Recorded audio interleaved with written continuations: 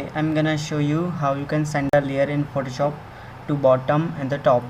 So the shortcut for that is Control Shift and this bracket for up and down.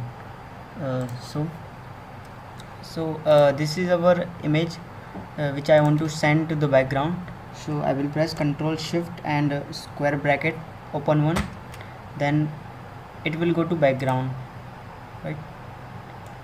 Let's see. If I press Control bracket and Control Shift and close bracket, then it will come forward.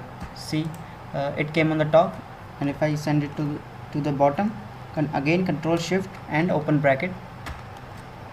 So if you don't press Shift, then it will take step by step, like if you don't press Shift,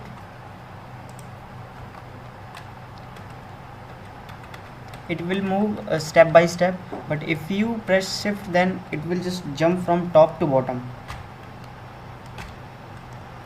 right? I again show you the this. Okay, thank you.